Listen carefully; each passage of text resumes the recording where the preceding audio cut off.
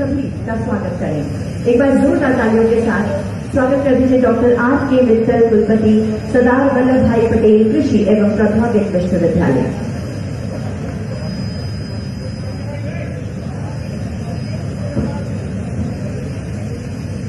परम आदरणीय माननीय मुख्यमंत्री उत्तर प्रदेश एवं मुख्य अतिथि श्री योगी आदित्यनाथ जी, माननीय प्रदेश अध्यक्ष भारतीय जनता पार्टी श्री स्वतंत्र देव जी, माननीय कृषि मंत्री श्री सूर्य प्रताप शाही जी, माननीय केंद्रीय राजमार्ग सड़क परिवहन मंत्री मेजर जनरल वी.के. सिंह साहब, माननीय केंद्रीय राज्य मंत्री पशुपालन, डेयरी एवं मत्स्य पालन भारत सरकार डॉक्टर संजीव कुमार बालियान जी, श्री कपिल देव अग्रवाल जी, राज्य मंत्री स्किल डेवलपमेंट उत्तर प्रदेश, माननीय सांसद लोकसभा श्री राजेंद्र अग्रवाल जी, माननीय क्षेत्रीय अध्यक्ष भारतीय जनता पार्टी पश्चिमी उत्तर प्रदेश श्री मोहित बेनीवाल जी, माननीय सांसद राज्यसभा श्रीमती कांता कदम जी,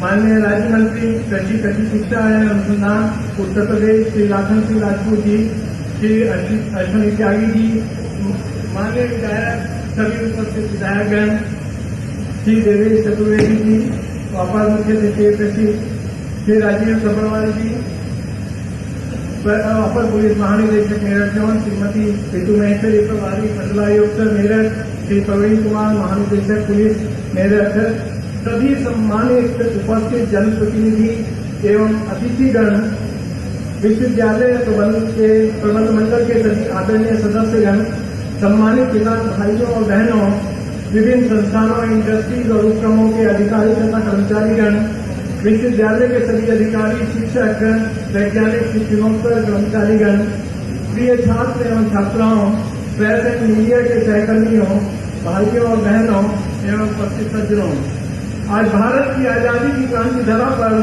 राष्ट्रपिता महात्मा गांधी और भारत रत्न श्री लाल बहादुर शास्त्री जी की जन्मतिथि पर स्थापित हुआ तथा भारत रत्न लोकप्रिय सरदार वल्लभ भाई पटेल के नाम पर स्थापित हुआ इस विश्वविद्यालय में केंद्रीय पुस्तकालय के भवन एवं कटाई उपदान प्रौद्योगिकी तथा खाद्य प्रसंस्करण महाविद्यालय के लोकार्पण एवं अन्य परियोजनाओं के शुभारंभ तथा कृषि प्रदर्शनी के उद्घाटन के अवसर पर मैं अपनी तथा विश्वविद्यालय की ओर से आप सभी को सादर नमन करता हूँ, स्वागत करता हूँ, अभिनंदन करता हूँ। यह हमारा सौभाग्य है कि माननीय मुख्यमंत्री जी ने अपने अत्यंत व्यस्त समय में से कुछ समय हमें प्रदान किया है। हम इनके बहुत ही आभारी हैं। हम प्रदेश अध्यक्ष भाजपा श्री सत्येंद्र देव जी ने भी जो हमें सभा में उपस्थित हमें खिताब किया है, हम उनका भी आभार प्रकट करते हैं। यह हमारा सौभाग्य है कि माननीय कृषि मंत्री जी जो हमारे लिए हमेशा मार्गदर्शक तथा संरक्षक हैं, उनका भी हम धन्यवाद करते हैं। मंच पर आसीन अन्य सभी का भी हम अभिनंदन करते हैं। महोदय, इस विश्वविद्यालय की स्थापना वर्ष 2000 में उत्तर प्रदेश के उत्तराखंड में विभाजन के समय हुई थी। वर्तमान में विश्वविद्यालय में 6 महाविद्यालय हैं। इसी के साथ क्योंकि समय कम है, इसलिए मैं आप सभी का बहुत बहुत अभिनंदन करता हूं और माननीय मुख्यमंत्री जी और सभी उपस्थित जो सज्जन जो डायस पर हैं, जो जनप्रतिनिधिगण हैं, उनका सभी का मैं आदर सहित अभिनंदन करता हूं, उनको नमन करता हूं कि उन्होंने हमें इस विश्वविद्यालय में उपस्थित होकर कृतार्थ किया। बहुत बहुत धन्यवाद। धन्यवाद सर। मैं निवेदन करती हूँ माननीय राज्य मंत्री पशुपालन, डेयरी एवं मत्स्य पालन भारत सरकार डॉक्टर संजीव कुमार बालियान जी से कि वह मंच पे आके सभा को संबोधित करें। एक बार जोरदार तालियों के साथ स्वागत कीजिए डॉक्टर संजीव कुमार बालियान। उत्तर प्रदेश के यशस्वी मुख्यमंत्री योगी आदित्यनाथ जी, भारतीय जनता पार्टी के प्रदेश अध्यक्ष आदरणीय स्वतंत्र देव सिंह जी, क्षेत्रीय अध्यक्ष मोहित बेनीवाल, केंद्र सरकार में मंत्री बड़े भाई जनरल वीके सिंह जी, उपस्थित मेरे साथी सांसदगण, विधायकगण, भारतीय जनता पार्टी के पदाधिकारी, उपस्थित किसान भाई, मुजफ्फर लोकसभा की सरधना विधानसभा में स्थित सरदार वल्लभ भाई पटेल कृषि विश्वविद्यालय में पधारने पर माननीय मुख्यमंत्री का हार्दिक स्वागत और अभिनंदन करता हूं। माननीय मुख्यमंत्री जी, इस विश्वविद्यालय की स्थापना जब केंद्र में अटल बिहारी वाजपेयी जी और प्रदेश में माननीय राजनाथ सिंह मुख्यमंत्री थे, उस समय इस विश्वविद्यालय की स्थापना भारतीय जनता पार्टी की सरकार के कार्यकाल में ही की गई थी। बहुत साल तक यह विश्वविद्यालय शायद उस ऊंचाई तक नहीं पहुंच पाया जहां तक उम्मीद थी, लेकिन आपकी सरकार बनने के बाद और आदरणीय सूर्य प्रताप शाही जी के कृषि मंत्री बनने के बाद यहां कुछ कॉलेजों का जो बिल्डिंग बन चुकी थी, लेकिन कक्षाएं शुरू हुई हैं आपके आशीर्वाद से। 2017 से आपके मुख्यमंत्री बनने के बाद कुछ बहुत महत्वपूर्ण किसान हित में आपने फैसले लिए, जो मुझे लगता है कि हो सकता है कुछ लोगों की नजरों में छोटे हो, लेकिन बहुत बड़े थे। पश्चिम उत्तर प्रदेश में डार्क जोन की समस्या थी, नए बिजली के कनेक्शन नहीं थे, बड़ा लंबा संघर्ष रहा, आपके द्वारा डार्क जोन से रोक हटाई गई, बिजली के कनेक्शन अलाउड किए गए।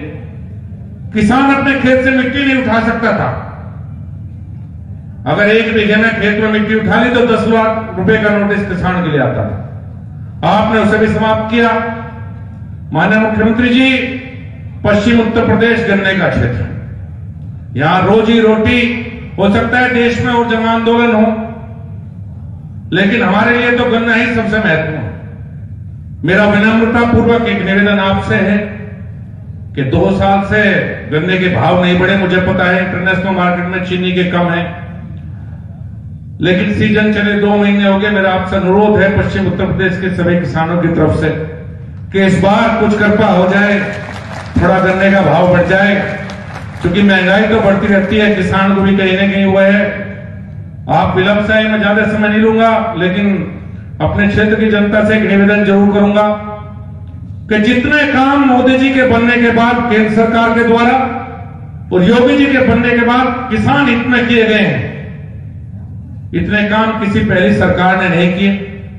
इन बिलों के बारे में भी एक बात कहूं, आज जिन बिलों का जो लोग विरोध कर रहे हैं, जब ये बिल आए वही लोग इनका स्वागत करने के लिए तत्पर थे। ये बिल किसान हित में है, हो सकता है बिचौलियों के हित में ना हो, लेकिन पूरी तरह से किसान हितों में बिल है। तो कम से कम पश्चिम उत्तर प्रदेश की जनता को सरकार के इस काम में उनके साथ कदम में उनके साथ रहना चाहिए। एक बार फिर मैं माननीय मुख्यमंत्री जी का स्वागत और अभिनंदन करता हूं। बहुत बहुत धन्यवाद, बहुत बहुत अभिनंदन। धन्यवाद सर। मैं निवेदन करती हूं माननीय मंत्री कृषि शिक्षा एवं अनुसंधान उत्तर प्रदेश श्री सूर्य प्रताप शाही जी से कि वह सभा का संबोधन करने की कृपा करें।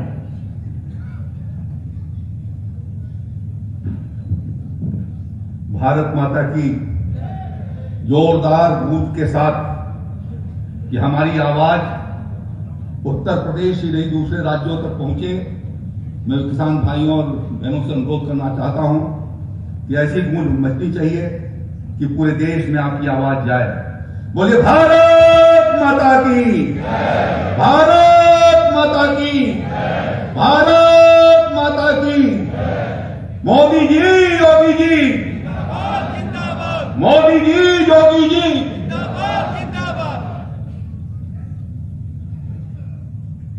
सरदार वल्लभ भाई पटेल कृषि विश्वविद्यालय के इस प्रांगण में आयोजित कृषि विश्वविद्यालय के 100 करोड़ की परियोजनाओं को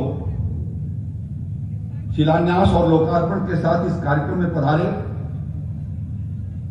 उत्तर प्रदेश के कर्मठ और तपस्वी मुख्यमंत्री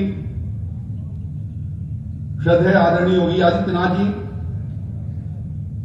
भारतीय जनता पार्टी के यशस्वी प्रदेश अध्यक्ष आदरणीय श्री स्वतंत्र देव सिंह जी, भारत सरकार के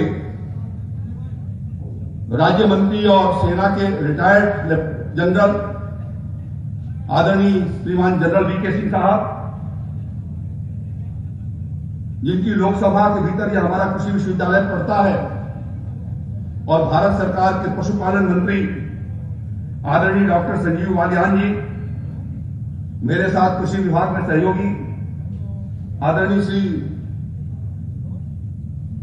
लाखन सिंह राजपूत जी, प्रदेश सरकार के राज्य मंत्री श्री कपिल देव अग्रवाल जी, मेरठ के लोकप्रिय सांसद मेरे मित्र श्रीमान राजेंद्र अग्रवाल जी,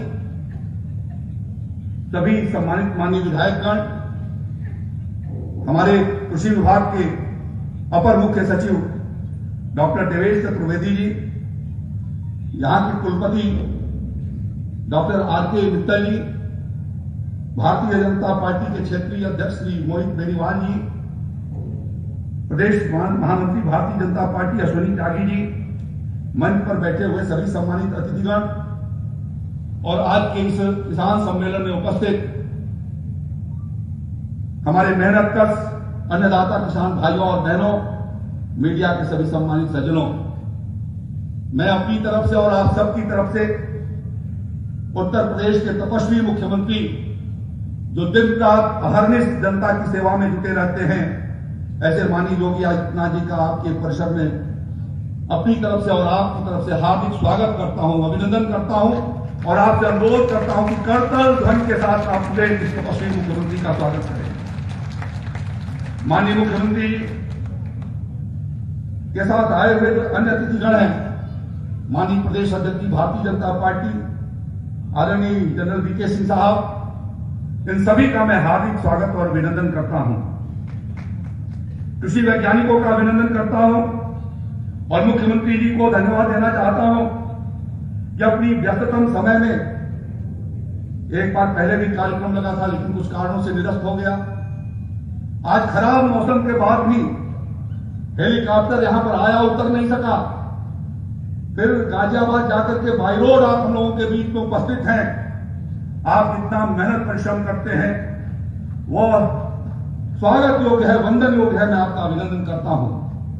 आज विशेष रूप से जो हमारी यहां पर पुस्तकालय बना है कृषि विश्वविद्यालय के भीतर और साथ साथ में पोस्ट हार्वेस्ट टेक्नोलॉजी महाविद्यालय, इन दोनों का लोकार्पण आपके कर कमलों के द्वारा हो रहा है और इन दोनों योजनाओं में लगभग 75 करोड़ रुपए का खर्चा उत्तर प्रदेश की योगी आदित्यनाथ जी की सरकार ने किया है, जो आपके बीच में आज समर्पित है।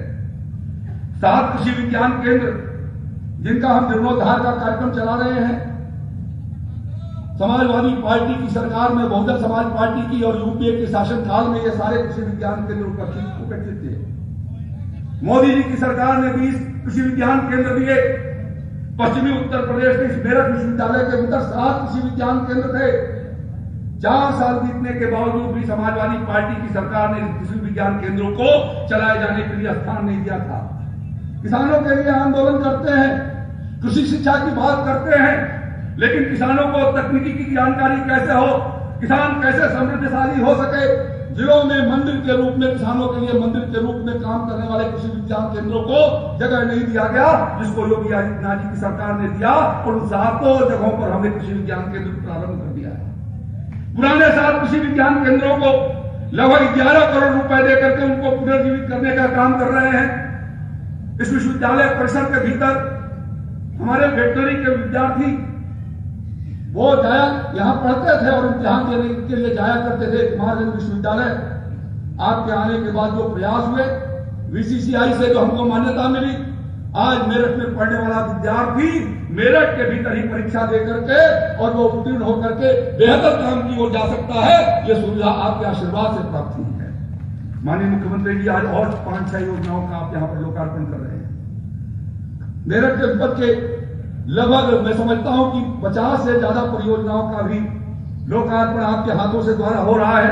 और इस अवसर पर मैं निवेदन करना चाहता हूं मुख्यमंत्री जी कि आपके द्वारा जो प्रयास किए गए, मैं जब देख रहा था अभिलेखों को, समाजवादी पार्टी की सरकार में 7 लाख मेट्रिक टन कुल गेहूं की खरीदारी हुआ करती थी। आपने उसको 52 लाख 53 लाख मेट्रिक टन पर पहुंचाया है। जब मैं 2013 के एमएसपी का रेट देख रहा था तो 1350 रुपए यूपीए के मनमोहन सिंह सरकार और अखिलेश यादव की सरकार में दाम मिलते थे किसानों को। आज मोदी जी और योगी जी के प्रयासों से 1925 रुपया गेहूं के दाम मिल रहे किसानों को, हमारे किसान भाइयों को 1868 रुपए के आधार पर एमएसपी पर खरीदारी हो रही है, और जो खरीदारी हम कर रहे हैं वो किसान के खातों में सीधे पैसा भेज रहे हैं। आज हलचल इसी बात के लिए है कि जो बिचौलिए काम करते थे, मोदी जी के द्वारा लाए गए जो 3 कानून के परिवर्तन हुए हैं, उन कानूनों के बदलाव से आज किसान को मंडी समिति के अलावा भी अपने सामान को बेचने की सुविधा प्राप्त हो जाएगी। जो बिचौलिए थे वो बिचौलिए खत्म हो जाएंगे।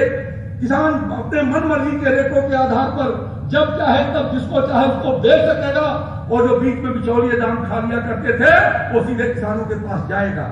मंडी के बाहर ये किसान अपने खेत पर, अपने गांव के भीतर, अपने बाजार में बेचता है तो उसके ऊपर कोई मंडी शुल्क नहीं लेगा, वो मंडी से शुल्क से मुक्त होगा, और 2.5% का जो लाभ होगा किसानों को वो सीधे किसानों के खातों में पहुंचेगा। ये एक बड़ा भारी परिवर्तन हुआ है। मैं ज्यादा समय न लेते हुए इतना कहना चाहता हूं कि वो लोग इस कानून का विरोध कर रहे हैं जो लोग बिचौलियों के रूप में लूटा करते थे, जिन लोगों के कारण हमारा देश का किसान गरीब हुआ, जिनकी कारण से वो कर्जदार हुआ, और जिनकी किसान से यूपीए सरकार के शासनकाल में 2,36,000 लोग पेड़ों पर या आत्महत्या करके लटक गए। मैं जानना चाहता हूं कांग्रेस पार्टी के लोगों से और समाजवादी पार्टी और उनके साथ के सहयोगियों से कि उनके आत्महत्या का कारण क्या था, ये उस सरकार को बताना चाहिए। आज योगी जी की सरकार में और मोदी जी की सरकार में आत्महत्याओं का सिलसिला बंद हुआ है। आज योगी जी की सरकार में 1 लाख करोड़ से ज्यादा गन्ने के दाम का भुगतान हुआ है। समाजवादी पार्टी की सरकार में कुल गन्ने का दाम जो है वो 20-22 हजार करोड़ होता था, आज हम लोग 33,000 करोड़ रुपया सालाना भुगतान कर रहे हैं और पाई का भुगतान कर रहे हैं। ये सब कुछ हमारे मुख्यमंत्री के मार्गदर्शन में हुआ है। कृषि शिक्षा की दृष्टि से लगातार जो प्रयास हो रहे हैं, आपने एक बैठक में हम लोगों को एक निर्देश दिए कि यहाँ पर शुगर टेक्नोलॉजी का भी महाविद्यालय खोला जाना चाहिए। हम लोगों ने उस दिशा में कार्य प्रारंभ कर दिया है और जल्दी ही आपके आशीर्वाद के बाद वो शुगर टेक्नोलॉजी का महाविद्यालय भी यहाँ पर चलेगा, जिससे गन्ना किसानों को नई तकनीकी के आधार पर खेती का काम करने का अवसर मिल सकेगा। मैं ज्यादा समय न लेते हुए मैं अपनी बात को समाप्त करता हूँ और पुनः ये निवेदन करना चाहता हूँ कि जो लोग किसानों को गुमराह कर रहे हैं, जो भ्रमित करने का काम कर रहे हैं, आपको सतर्क रहने की जरूरत है। यही वो लोग हैं जिन्होंने आपको कमजोर करके छोड़ दिया। मोदी जी आपकी बहुबुदी चाहते हैं, आपकी समृद्धि चाहते हैं, और इसलिए पुराना कानून यदि अच्छा था तो क्यों आत्महत्या हो रही थी। नए कानून के भीतर किसान के और किसी के जीवन में जो बदलाव आएगा, उस बदलाव के लिए आपका आशीर्वाद मांगते हुए मैं अपनी बात को समाप्त करता हूं। धन्यवाद। धन्यवाद सर। मैं माननीय मुख्यमंत्री जी श्री योगी आदित्यनाथ जी से निवेदन करती हूँ कि वह सरदार वल्लभ भाई पटेल कृषि एवं प्रौद्योगिक विश्वविद्यालय मेरठ के अंतर्गत तथा मेरठ जनपद के अन्य परियोजनाओं, कुल मिलाकर 88 परियोजनाओं का रिमोट द्वारा शुभारंभ करने की कृपा करें।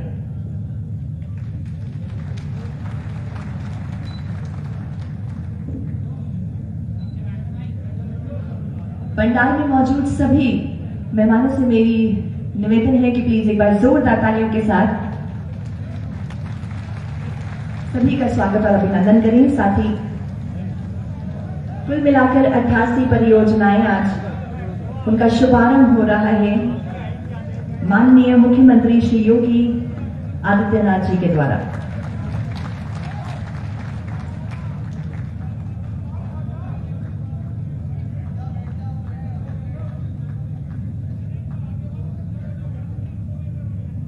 धन्यवाद।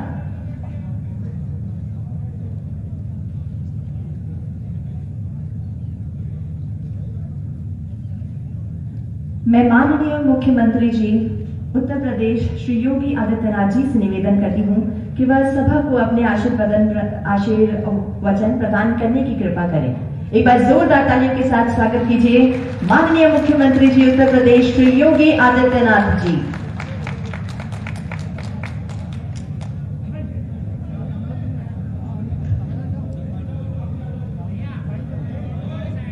भारत माता की, भारत माता की, भारत माता की। वंदे वंदे वंदे। लौह पुरुष सरदार वल्लभ भाई पटेल के नाम पर बना हुआ एक कृषि विश्वविद्यालय कि आज के केंद्रीय पुस्तकालय और अन्य किसानों के हित से जुड़ी हुई परियोजनाओं के लोकार्पण के साथ ही जनपद मेरठ की 325 करोड़ रुपए की लागत की परियोजनाओं के आज के इस लोकार्पण और शिलान्यास कार्यक्रम में उपस्थित प्रदेश के कृषि शिक्षा एवं अनुसंधान के मंत्री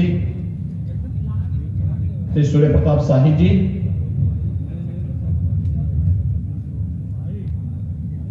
भारत सरकार के सड़क परिवहन एवं राजमार्ग मंत्रालय के राज्य मंत्री माननीय general doctor VK Singh ji, पशुपालन डेयरी एवं मत्स्य पालन विभाग भारत सरकार के राज्य मंत्री माननीय डॉक्टर संजीव कुमार बालियान जी, भारतीय जनता पार्टी के प्रदेश के अध्यक्ष और विधान परिषद के माननीय सदस्य माननीय श्री स्वतंत्र देव सिंह जी, उत्तर प्रदेश सरकार में ही मेरे सहयोगी मंत्रीगण श्री कपिल देव अग्रवाल जी, श्री लाखन सिंह राजपूत जी, माननीय सांसद श्री राजेंद्र अग्रवाल जी, श्रीमती कांता करदम जी, भारतीय जनता पार्टी के प्रदेश के महामंत्री सरस्वती त्यागी जी, क्षेत्रीय अध्यक्ष मोहित बेनीवाल जी, हमारे सभी माननीय विधायकगण श्री संगीत सिंह सोम जी, डॉक्टर सोमेंद्र तोमर जी, श्री जितेंद्र सिंह सतवई जी, श्री सतवीर त्यागी जी, श्री दिनेश खटीक जी, श्री सत्यप्रकाश अग्रवाल जी, अपर मुख्य सचिव कृषि शिक्षा एवं अनुसंधान डॉक्टर देवेश चतुर्वेदी जी, कुलपति सरदार वल्लभ भाई पटेल कृषि एवं प्रौद्योगिकी विश्वविद्यालय डॉक्टर आर के मित्तल जी, आज के इस कार्यक्रम में उपस्थित सभी सम्मानित जनप्रतिनिधिगण और भारत के सभी हमारे अन्नदाता किसान भाइयों बहनों, आप सबका मैं इस कार्यक्रम में हृदय से अभिनंदन करते हुए कृषि और प्रौद्योगिकी विश्वविद्यालय के केंद्रीय पुस्तकालय भवन के लोकार्पण, कृषि संबंधी तमाम अन्य परियोजनाओं के लोकार्पण के साथ ही जनपद मेरठ की 325 करोड़ रुपए की लागत से जुड़ी हुई हमारे जनप्रतिनिधियों, माननीय सांसद, माननीय विधायकों के प्रस्तावों से संबंधित जितनी भी परियोजनाएं थी उन सब का यहाँ पर लोकार्पण और शिलान्यास हो रहा है। मैं इसके लिए सभी माननीय जनप्रतिनिधियों को हृदय से बधाई देते हुए आप सभी को शुभकामनाएं देता हूं कि इतनी ढेर सारी परियोजनाएं एक साथ यहाँ की लोकार्पित भी हो रही हैं, नई परियोजनाओं का शिलान्यास भी हो रहा है। मैं इसके लिए आप सबका हृदय से अभिनंदन करता हूं। भाइयों बहनों, लौह पुरुष सरदार वल्लभ भाई पटेल भारत माता के वे महान सपूत थे जिन्होंने भारत की एकता और अखंडता के लिए अहर्निश प्रयास करके वर्तमान भारत में गणराज्य की स्थापना के लिए बहुत बड़ी भूमिका का निर्वहन किया। और ये हम सबका सौभाग्य है कि भारत माता के एक ऐसे सपूत जो एक सामान्य किसान परिवार से थे, लेकिन किसान के पुत्र को जब भी अवसर प्राप्त होगा वह देश के हित में कैसे कार्य करता है। सरदार वल्लभ भाई पटेल ने उस समय हैदराबाद के निजाम और जूनागढ़ के नवाब को जो जवाब दिया था, मुझे लगता है कि यह कृषि विश्वविद्यालय सरदार वल्लभ भाई पटेल के राष्ट्र गौरव को, राष्ट्र की एकता और अखंडता को दिए गए संदेश को, किए गए उनके योगदान को सदैव स्मरण करते हुए एक नई प्रेरणा प्रदान कर रहा है। मैं इस अवसर पर सरदार वल्लभ भाई पटेल कृषि और प्रौद्योगिकी विश्वविद्यालय को केंद्रीय पुस्तकालय और कृषि संबंधी तमाम अन्य परियोजनाओं को प्राप्त होने के लिए हृदय से बधाई देता हूं, शुभकामनाएं देता हूं। मेरठ की धरती भारत के स्वाधीनता आंदोलन की प्रेरणा की धरती रही है। 1857 का प्रथम स्वतंत्र समर की बिगुल फूंकने वाला मेरठ, देश के अंदर क्रांति का बिगुल बजाने वाला मेरठ, आज जब उसे स्वतंत्र भारत में अवसर प्राप्त हुआ तो हमारे पश्चिमी उत्तर प्रदेश के किसानों ने अपने परिश्रम से, अपने पुरुषार्थ से भारत की खाद्यान्न की आपूर्ति को सुनिश्चित करते हुए भारत को खाद्यान्न के क्षेत्र में आत्मनिर्भर करने का भी बहुत बड़ी भूमिका का निर्वहन किया। और भाइयों बहनों, मैं इसके लिए अपने अन्नदाता किसानों का हृदय से अभिनंदन करता हूं, जिन्होंने भारत को खाद्यान्न आत्मनिर्भरता में पश्चिमी उत्तर प्रदेश के हमारे किसानों का बहुत अभिनंदनीय योगदान है इसमें। और इसी स्मृति में हमारी सरकार ने यहां की गंग नहर के किनारे कावड़ का एक अतिरिक्त लेन बनाने का निर्णय किया। इसमें अभी हम लोगों ने 600 करोड़ रुपए से अधिक की सहमति दी है और इसे भी महान किसान नेता और देश के पूर्व प्रधानमंत्री चौधरी चरण सिंह जी की स्मृति को समर्पित किया है। हम जानते हैं यहां का किसान मेहनत भी करता है। भारत की एकता और अखंडता के लिए जब भी आह्वान होता है तो समर्पित भाव के साथ आगे आकर के योगदान देता है। और खेती किसानी के बाद जो समय बचता है वो अपनी आस्था को व्यक्त करने के लिए, आराध्य तीर्थों के लिए, और सावन के महीने में तो कावड़ यात्रा में यहाँ के किसानों को झूमते हुए देख करके मुझे भी स्वयं आनंद की अनुभूति होती है। इसीलिए मैं भी उस समय अपने आप को रोक नहीं पाता। जब मेरे समय में लोगों ने कहा कि कावड़ यात्रा के लिए क्या करेंगे, क्योंकि पिछली सरकारों ने जो रोक लगा दिया था, हमने कहा रोकेंगे नहीं, उनके लिए सुविधा उपलब्ध कराएंगे। आवश्यकता पड़ेगी तो हेलीकॉप्टर से पुष्प वर्षा भी करेंगे। और भाइयों बहनों, ये जो गंग नहर की दोनों ओर हम लोग सड़क बना रहे हैं, 2-2 लेन का, एक ओर का बना चुके हैं, दूसरी ओर भी बना रहे हैं। ये कावड़ यात्रियों को ही हम समर्पित कर रहे हैं, जिससे खेती किसानी के बाद जो समय मिलता है उस आस्था को मजबूती प्रदान करने का भी एक अवसर प्राप्त हो सके। और इसलिए मुझे बहुत प्रसन्नता है कि अब हरिद्वार की दूरी, यद्यपि मोदी जी ने दिल्ली की दूरी तो यहां की नजदीक की, 12 लेन का एक्सप्रेस वे मेरठ दिल्ली को जोड़ रहा है। उसके मंत्री जनरल वीके सिंह जी आज स्वयं इस मंच पर यहां पर उपस्थित हुए हैं। बहुत बड़ा कार्य हो रहा है। आपने देखा होगा, मैंने सुबह प्रयास किया यहां आने का, लेकिन हेलीकॉप्टर ऊपर से ही इतना ज्यादा धुंध था कि हेलीकॉप्टर उतर नहीं पाया, मुझे वापस जाना पड़ा। मैं और फिर बाई रोड में आया हूं। मुश्किल से 1 घंटे में गाजियाबाद से मैं मेरठ पहुंच गया। और जब 12 लेन का काम आगामी कुछ महीनों के अंदर पूरा होगा तो भाइयों बहनों, मेरठ से दिल्ली की दूरी मात्र 45 मिनट में पूरी हो जाएगी। यहां के हमारे सांसदगण लगातार बोलते थे, राजेंद्र अग्रवाल जी, संजीव बालियान जी, हमारे जितने विधायकगण हैं जो यहां मंच पर बैठे हैं, संगीत सोम जी, डॉक्टर सोमेंद्र तोमर जी, जितेंद्र सितवई जी, सतवीर त्यागी जी, दिनेश खटीक जी और नौजवान विधायक हमारे श्री सत्य प्रकाश अग्रवाल जी ने ये लगातार कहते थे कि हमारे लिए दिल्ली के लिए मेट्रो का क्या होगा।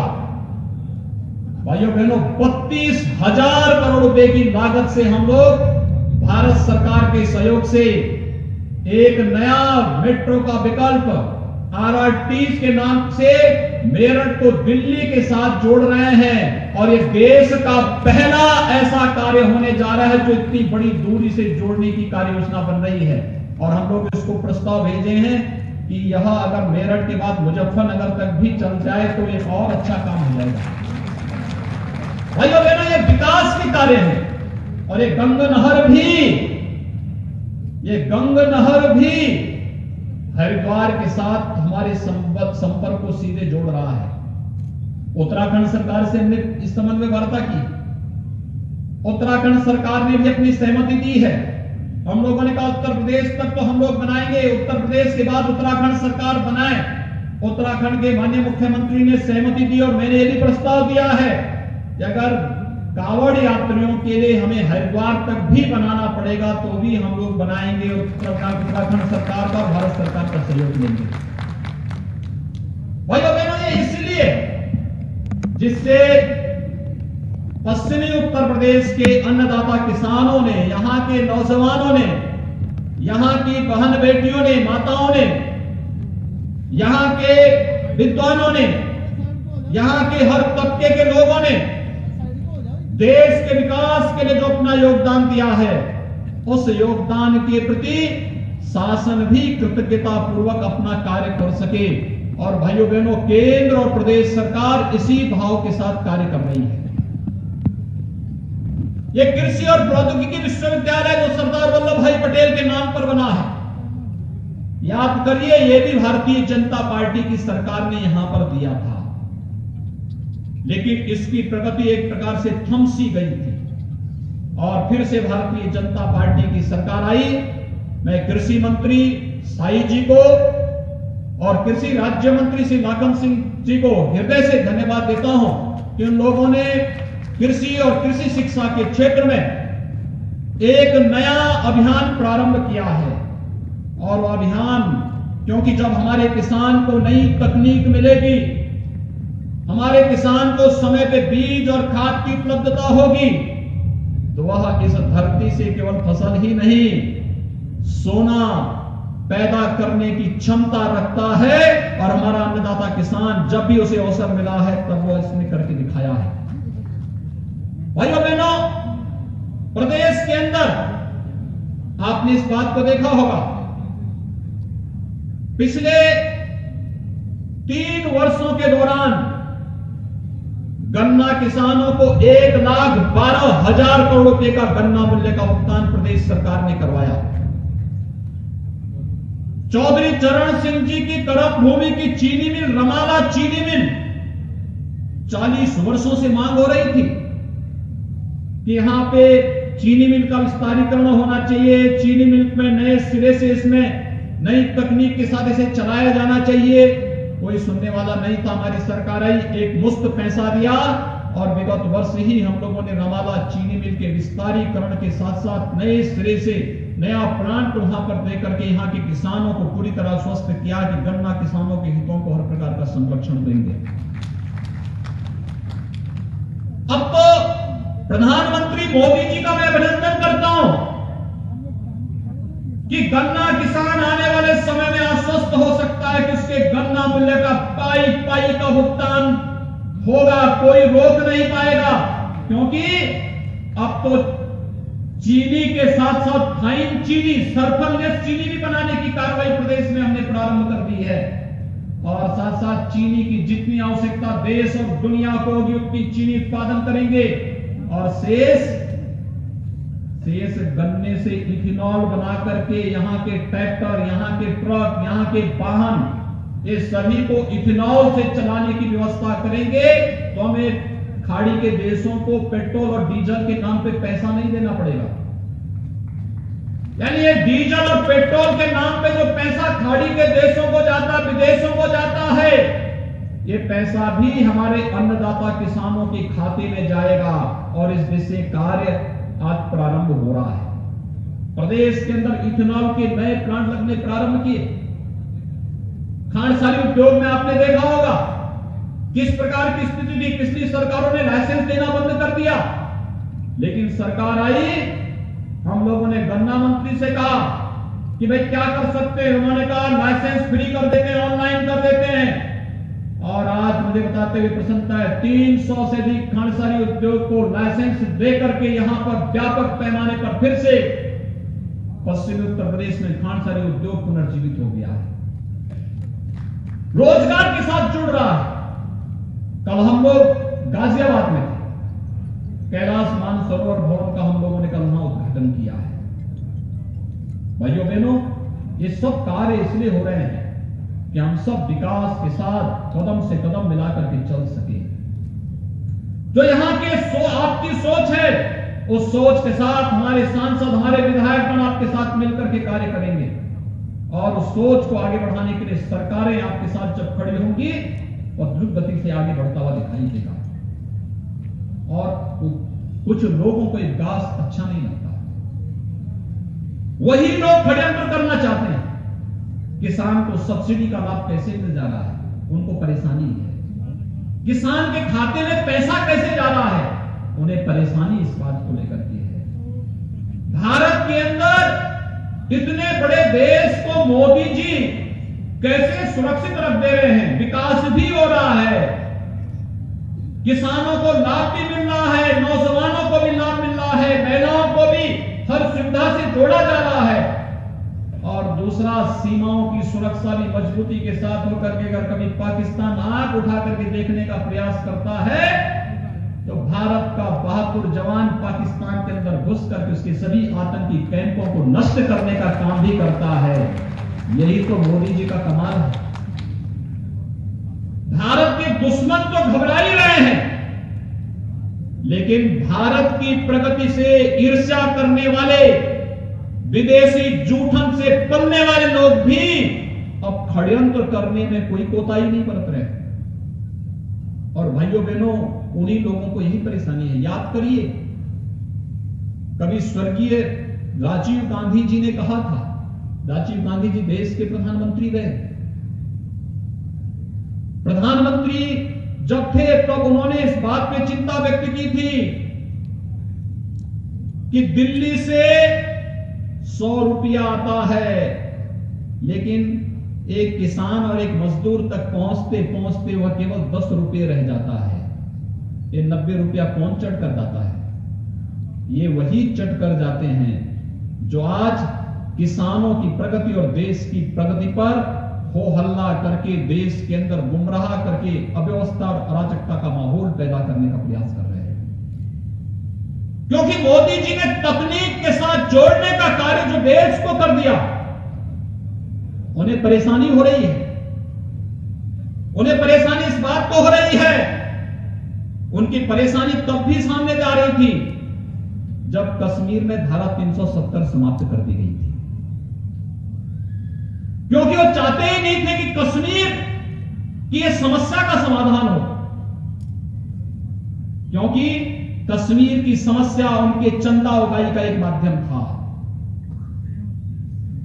वे चाहते ही नहीं थे कि राम जन्मभूमि की समस्या का समाधान हो, और इसलिए कुछ न कुछ ऐसा व्यवधान पैदा खड़ा करते थे कि कश्मीर में अलगाववाद पनपता रहे, अयोध्या में राम जन्मभूमि के विवाद का समाधान न हो करके एक तरफ हिंदू आस्था पर कुठाराघात करते रहे और दूसरी तरफ एक वर्ग विशेष को उकसा करके उन्हें गलत दिशा में मोड़ देने का कार्य करते थे और इनके चंदा उगाही का माध्यम बनता था। लेकिन मोदी जी के आने के बाद उन्होंने गांवों के विकास के लिए, गरीबों के लिए, नौजवानों के लिए, महिलाओं के लिए, समाज के विभिन्न तबकों के लिए बिना भेदभाव की योजनाएं दी, विकास की योजनाओं को मूर्त रूप देते हुए आगे बढ़ाने का कार्य किया। और आगे बढ़ाने के साथ ही जब देश की ज्वलंत समस्याओं के लिए भी उन्होंने समाधान का रास्ता निकालना प्रारंभ किया, तो पहले से आशंका थी कि इन समस्याओं के समाधान से जिनके विदेशी चंदों के अब सारे माध्यम बंद होंगे, वे कहीं ना कहीं षड्यंत्र करेंगे। और भाइयों बहनों, ये षड्यंत्र आप इसमें देख सकते हैं। आज वही लोग फिर से उसी भाव के साथ देखने, क्योंकि उन्हें परेशानी है कि जम्मू कश्मीर की समस्या का समाधान कैसे हो गया। उन्होंने तो वहां बैरियर लगा दिया था कि जम्मू कश्मीर के अंदर शेष भारत का कोई व्यक्ति वहां जमीन नहीं खरीद सकता। आज तो मेरठ का व्यक्ति भी, मेरठ का नौजवान भी, मेरठ का किसान भी अगर चाहेगा तो श्रीनगर में अपने लिए कोठी खरीद सकता है, उसको कोई रोक नहीं सकता। मोदी जी ने अधिकार आपको दे दिया है, कांग्रेस ने इस अधिकार से आपको वंचित किया था। अयोध्या में राम जन्मभूमि, अयोध्या जाने से लोग परहेज करते थे। जब मैं मुख्यमंत्री बना, मैं अयोध्या गया तो मुझे पत्रकार बंधु यही पूछते थे, अरे आप कैसे आ गए? मैंने कहा भाई अयोध्या राम जन्मभूमि है, कहा कोर्ट ने फैसला तो नहीं किया है।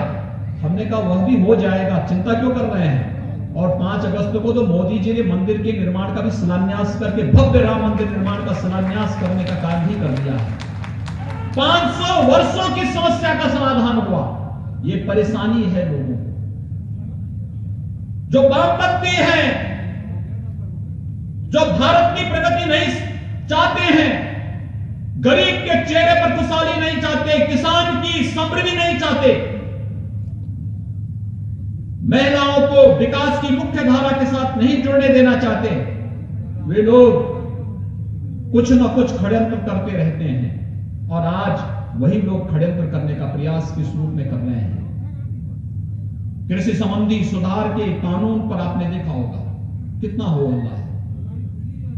मोदी जी ने यही तो कहा कि हम चाहते हैं कि भारत का किसान, अगर मेरठ का किसान चाहे, अगर उसको कोई दाम 100 रुपया मेरठ में मिल रहा हो, चाहता कि नहीं मेरठ में नहीं, मुझे गाजियाबाद में 200 मिल रहा है, मैं मेरठ में अपनी फसल को बेचूंगा तो उसकी फसल पे कोई टैक्स नहीं लगेगा, उसको पूरी स्वतंत्रता मिलनी चाहिए। और ये अधिकार अपनी फसल और अपनी उपज का मालिक किसान होगा, न मंडी समिति होगी, न सरकार होगा, न कोई बिचौलिया होगा।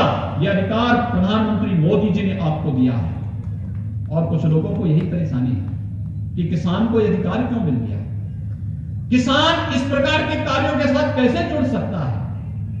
किसान अन्नदाता है तो वह अपनी फसल और अपनी उपज का मालिक भी है।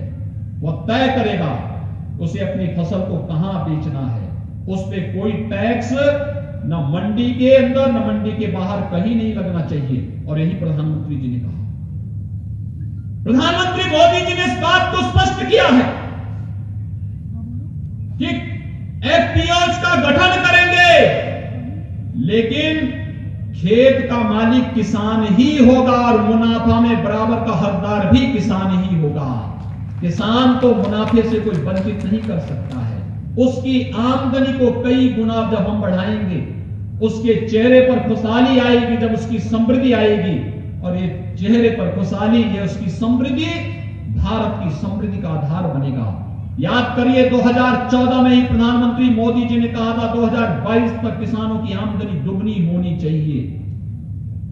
प्रधानमंत्री फसल बीमा की योजना, प्रधानमंत्री कृषि सिंचाई की योजना, सिंचाई की योजना को तकनीक के साथ जोड़ करके वन ड्रॉप मोर क्रॉप के साथ उसे सब्सिडी के साथ जोड़ने की कार्रवाई हो, या फिर समय पे बीज और खाद की उपलब्धता या कृषि विज्ञान केंद्रों के माध्यम से नई तकनीक उसे उपलब्ध कराने का कार्यक्रम हो।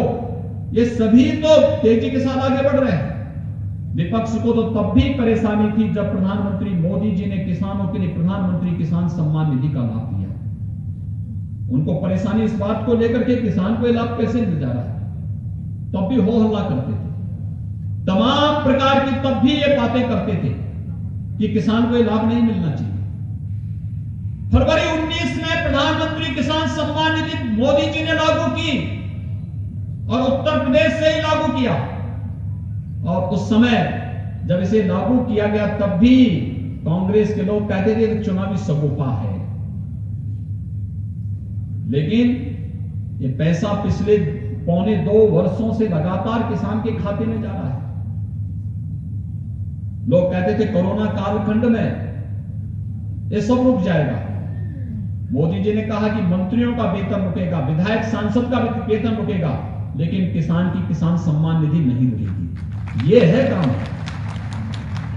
ये जो मंच पर बैठे हुए हमारे जनप्रतिनिधि हैं, प्रधानमंत्री मोदी जी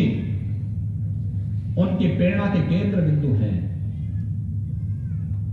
उनके लिए भारत की 135 करोड़ की आबादी ही अपना परिवार है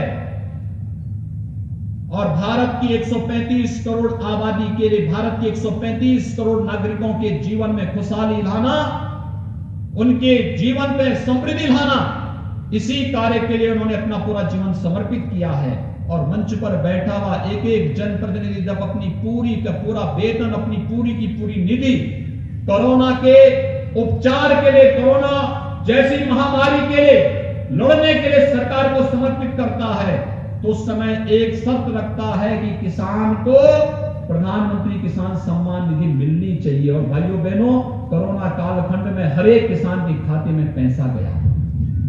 यह है कार्य। प्रदेश के अंदर लगातार ये कार्यक्रम अभियान आगे बढ़ रहे हैं। आज प्रदेश के अंदर हमारे पास 6 कृषि विश्वविद्यालय हैं, 4 राज्य सरकार के, 1 निजी क्षेत्र का और 1 केंद्रीय विश्वविद्यालय। प्रधानमंत्री मोदी जी ने अभी कुछ माह पहले झांसी में एक केंद्रीय विश्वविद्यालय का लोकार्पण किया। प्रदेश में पिछले 3.5 वर्ष के दौरान 20 नए कृषि विज्ञान केंद्र बनाए गए। एक कृषि विज्ञान केंद्र किसान की आत्मनिर्भरता के आधार। अभी जब मैं आ रहा था, किसान भाइयों को ट्रैक्टर दिए जा रहे थे, कृषि संबंधी उपकरण वितरण किए जा रहे थे। एक किसान के लिए भारत सरकार और प्रदेश सरकार के द्वारा दी जाने वाली योजनाओं का लाभ किसान तक कैसे पहुंचे, ये उसी का हिस्सा है। और इसीलिए आज मैं आप सबसे यही कहने के लिए आया हूं कि भाइयों बहनों, जिन्हें किसान की समृद्धि और किसान की प्रगति से आपत्ति है, वही लोग गुमराह करने के लिए नए नए स्वरूप छोड़ रहे हैं। और अब तो उन्होंने एक नई शर्त भी जोड़ दी है। नई शर्त क्या जोड़ दी है? जो भारत के टुकड़े टुकड़े करने के लिए नारेबाजी करते थे, आज उनके द्वारा कहा जा रहा है कि उनको जब पुलिस ने FIR दर्ज करके जेल के अंदर बंद किया, तो कहा जा रहा है कि उनको पहले छोड़ो। यानी जो भारत विरोधी गतिविधियों में लिप्त हैं, भारत की एकता और अखंडता को नुकसान पहुंचाने के आदी हैं, जगह जगह दंगा भड़काने में जिन लोगों के षड्यंत्र सामने आए हैं, आज उनकी पैरवी हो रही है। किसानों के कंधों में बंदूक रख करके भारत की एकता और अखंडता को चुनौती दी जा रही है। किसानों के कंधों पर, किसान भाइयों के कंधे पर बंदूक रख करके देश की सुरक्षा में सेंध लगाने का कार्य किया जा रहा है। ये स्वीकार्य नहीं हो सकता है। और इसीलिए भाइयों बहनों, भारत का अन्नदाता किसान सम और विषम दोनों परिस्थितियों में सदैव भारत की एकता और अखंडता के साथ खड़ा रहा है। उसके लिए भारत माता की रक्षा करना और भारत माता के लिए सब कुछ समर्पित करना, उसके लिए यही शिरोधार्य है और वह निरंतर इसके लिए कार्य किया है। और मैं आप सबका आह्वान करूंगा, हमें देश के खिलाफ होने वाले किसी भी षड्यंत्र का मुंहतोड़ जवाब देने के लिए तैयार होना होगा। लेकिन साथ साथ लोकतंत्र में हम लोग रहते हैं, हमारी कोई बात होगी, हम प्रशासन के साथ, शासन के साथ संवाद बना करके उसका समाधान का रास्ता भी निकालेंगे। समाधान संवाद से होगा, संघर्ष से नहीं। और समाधान के इस रास्ते के लिए ही किसान भाइयों को आगे आना पड़ेगा। और भाइयों बहनों, मुझे आज बहुत प्रसन्नता है, एक अच्छी दिशा में कृषि और कृषि शिक्षा को आगे बढ़ाने का प्रयास हो रहा है। सरदार वल्लभ भाई पटेल कृषि और प्रौद्योगिकी विश्वविद्यालय मेरठ में केंद्रीय पुस्तकालय भवन के साथ साथ कृषि संबंधी तमाम अन्य परियोजनाओं को यहां पर लोकार्पित किया। मुझे बताया गया कि यहां पे कृषि विज्ञान केंद्र नए जोड़े गए हैं। कृषि विज्ञान केंद्र और कृषि विश्वविद्यालयों का बेहतर समन्वय हो। कृषि विज्ञान केंद्र किसानों के साथ जुड़े और हर कृषि विज्ञान केंद्र एक एक किसान उत्पादक संगठन स्थापित करके किसानों की आमदनी को कई गुना बढ़ाने में अपना योगदान दे पाएंगे। इसके लिए अभी से कार्य करना पड़ेगा। प्रधानमंत्री मोदी जी ने 1 लाख करोड़ रुपए का एक कृषि इंफ्रास्ट्रक्चर फंड का भी गठन किया है। आने वाले समय में 10,000 कृषि उत्पादन संगठन, किसान उत्पादक संगठन गठित होने हैं। और मैं आह्वान करूंगा आप सबका, ये जो एफपीओज गठित होने हैं, ये एफपीओज बहुत बड़ा कार्य कर सकते हैं किसानों की आमदनी को कई गुना बढ़ाने में। और मैं आपका आह्वान करूंगा, हम सब मिलकर के इस कार्यक्रम को आगे बढ़ाएंगे। मैं आज के इस अवसर पर आप सबको इस बात के लिए आश्वस्त करता हूं कि पश्चिमी उत्तर प्रदेश के विकास में किसी भी प्रकार की कोई कोताही नहीं आने दी जाएगी, कोई कोताही नहीं। इसके लिए तो आपके सांसद विधायक बराबर आकर के मुझसे लड़ते रहते हैं, लखनऊ में आकर के लगातार आते हैं, लेकिन साथ साथ यहां की बहन बेटियों की सुरक्षा के साथ भी किसी को खिलवाड़ नहीं करने देंगे। और हमने पुलिस प्रशासन को साफ कहा है, हमारा यहां का किसान भाई जब मिलता है तो वह संबोधन में राम राम ही बोलता है। तो राम शब्द का प्रयोग 2 बार जरूर होना चाहिए। जब हम किसान भाइयों से मिलें तो हमारा संबोधन राम राम होना चाहिए।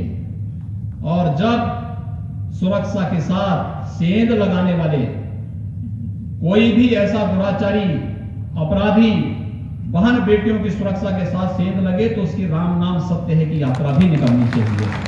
ये कार्य हम सुनिश्चित करें। कहीं भी किसी को, किसी भी किसान के साथ, किसी नौजवान के साथ, किसी बहन बेटी की सुरक्षा के साथ, किसी व्यापारी की सुरक्षा के साथ और किसी भी निरपराध नागरिक की सुरक्षा के साथ सेंध लगाने की छूट कतई नहीं दी जानी चाहिए। और यह अभियान पूरी मजबूती के साथ हर एक नागरिक को सुरक्षा प्रदान करते हुए आगे बढ़ाएंगे। भाइयों बहनों, मैं आज के इस अवसर पर यहां पर कृषि संबंधी केंद्र और प्रदेश सरकार की अनेक योजनाओं का लाभ किसान बंधुओं को मिल रहा है। एक बहुत अच्छी प्रदर्शनी यहां पर लगी है, आपने देखा होगा। इस प्रदर्शनी को आप जरूर देखेंगे। केंद्र और प्रदेश सरकार से की कृषि संबंधी विभिन्न प्रकार की योजनाओं का लाभ किसानों को कैसे दिया जा सकता है, इसके साथ आप जुड़ेंगे। एफपीओज के गठन की प्रक्रिया को हर विकास खंड के अंदर अगर बना सके, 1-1, 2-2 बनाने की प्रक्रिया युद्ध स्तर पर आप आगे बढ़ाइए। और बाकी की जिम्मेदारी हमारी है। विकास भी होगा, सुरक्षा भी देंगे और किसानों के चेहरे पर खुशहाली लाने के लिए जो कुछ भी करना पड़ेगा, आपको कहीं हाथ फैलाने की नौबत नहीं आनी चाहिए, क्योंकि इसके लिए तो हम लोग आए हैं। और यही हमारे लिए अभिष्ट होगा जब अन्नदाता किसानों के चेहरे पर खुशहाली होगी, जिसके लिए प्रधानमंत्री मोदी जी ने निरंतर प्रयास किया है। तो भाइयों बहनों, ये देश के चेहरे की खुशहाली होगी, देश की समृद्धि का आधार बनेगा। उसी समृद्धि का आधार बनाने के लिए आज मैं एक बार फिर से जो विभिन्न प्रकार की परियोजनाएं यहां पर लोकार्पित की जा रही हैं, जिसमें विकास की योजनाएं भी हैं, पुलिस विभाग से जुड़ी हुई हैं, सड़क की भी हैं, कृषि संबंधी भी हैं और ढेर सारी अन्य परियोजनाएं जो भी हमारे जनप्रतिनिधियों ने दी है, उन सभी परियोजनाओं का लोकार्पण करते हुए भी और मेरठ की जनता को उन सभी योजनाओं को समर्पित करते हुए मुझे बहुत आनंद की अनुभूति हो रही है। मैं अपने सभी माननीय सांसद विधायकों को और यहाँ की जनता जनार्दन को इसके लिए हृदय से बधाई देते हुए आप सबको अपनी शुभकामनाएं देता हूं। धन्यवाद। जय हिंद। धन्यवाद सर। मैं निवेदन करती हूँ पंडाल में मौजूद सभी लोगों से एक बार जोरदार तालियां माननीय मुख्यमंत्री जी के लिए। जितना उतना ही मैं चाहती हूँ कि मेरठ की पूरी जनता एक बार जोरदार तालियों के साथ उनका शुक्रिया कहें। और मैं अब निवेदन करती हूँ माननीय राज्य मंत्री कृषि शिक्षा एवं अनुसंधान उत्तर प्रदेश श्री नाथन सिंह राजपूत जी से कि वह मंच पे आके सभी का धन्यवाद ज्ञापन करें। आज के सरदार वल्लभ भाई पटेल कृषि एवं प्रौद्योगिकी विश्वविद्यालय में 75 परियोजनाओं का लोकार्पण व शिलान्यास करने के अवसर पर माननीय मुख्यमंत्री जी आदरणीय योगी आदित्यनाथ जी का मैं बहुत बहुत धन्यवाद ज्ञापित करता हूँ, जिनके नेतृत्व में पूरा उत्तर प्रदेश एक उत्कृष्ट स्थान प्राप्त कर रहा है। पूरे भारतवर्ष में ऐसे माननीय मुख्यमंत्री जी का मैं बहुत बहुत धन्यवाद ज्ञापित करता हूँ। मैं इसी के साथ माननीय